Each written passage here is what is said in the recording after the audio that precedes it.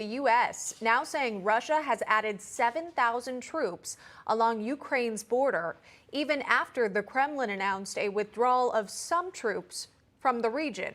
For more, let's go now to our foreign correspondent, Chuck Holton, live from eastern Ukraine. Chuck, are you seeing more of a military presence in the region? That's right, Sean and Emma. Things are heating up here in every way but the most important one, the weather. We have seen a tremendous number of ceasefire violations today, and it's not even so important the number, but the makeup of those ceasefire violations. What I mean is, under the Minsk II agreements, they agreed to take all heavy artillery out of this zone, but yet today they're saying that the bombs that were falling fairly close to where we were just a little while ago overlooking Donetsk were coming from 122 millimeter howitzers. That's a really large piece of artillery, and it should not be in that area. So those bombs have been falling up and down the line of contact today. They, in one place up north, hit a kindergarten school where two civilians and one military person have been injured. There were some injuries also further down south, closer to where we were today. So it looks like things are getting a little more serious. Social media is abuzz with video of a firefight they say is taking place just a little bit south of where I'm standing right now. We don't hear anything from here, but we're going to keep you updated on that. Also in the north, where just days ago Russia was saying it was pulling troops out, there's new satellite imagery of a pontoon bridge that was built across the Pripyat River. Now, you have to understand, the Pripyat River goes right into the Chernobyl exclusion zone, back where that terrible disaster happened in 1986. But it would put Russian troops about 70 miles closer to getting into the center of Ukraine and taking over Kyiv if they decided to do so. Yeah. Secretary Blinken even saying in a recent interview, there's a difference between what Russia says and what it does. So we'll, of course, be keeping a close eye. Chuck Holton, live for us in eastern Ukraine. Chuck, thank you very much. Stay safe. All right, take it to Utah now. Congressman Chris Stewart joining us now. Congressman, good to see you, and thank you so much for your time.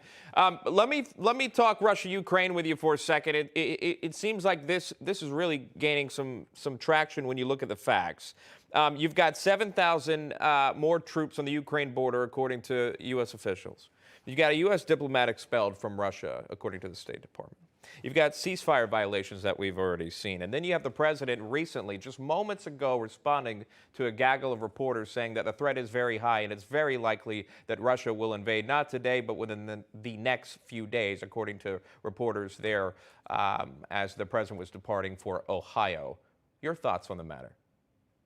Well, I don't know if it'll be the next few days, but I think the conclusion that many of us in the intelligence or national security realm have come to is that he's going to do this. Now, he might change his mind, and I'd like to comment on that in just a moment, but before, more directly to you and your question. You know, it was just yesterday, over the last 48 hours or so, when some media were reporting that Russia was beginning to withdraw some of their troops. For heaven's sakes, we can't believe them. They made that announcement, but it's simply not true. And it's just one more example of how they're going to use misinformation and propaganda to kind of move this forward. But look, there's a very serious threat here. It changes the international security world in a meaningful way if they do this. And there's one way we could stop him. I have an editorial on Fox News today. There is one way we could stop him, as this points out, and that is he's not afraid of losing Russian troops in an invasion. They will take that, and the Russian people will accept that. But the one thing they will not accept is a long, drawn-out resistance. Freedom fighters who are killing Russians every week, sending them home in body bags. We certainly learned that lesson from Afghanistan. So did Russia. And that's the one thing this president, our president, should be saying. We will arm and support a resistance. We will arm and support freedom fighters. If he were to make that commitment, I really believe Vladimir Putin would rethink this. And it's probably the only hope we have of avoiding a catastrophe in the region. But you mentioned earlier in your response that Putin may turn this around. You still see that possibility? Well, I mean, I think it's unlikely. And as I said, there's one hope that we have, and that is if we instill the fear and the reality that he's going to be dealing with a bloody resistance The Ukrainian people do not want to be part of Russia. They want to be free. They want to be a free and independent nation. They're going to fight for that. And if we were to give them support, that is the one thing, as I said, that may change Vladimir Putin's mind.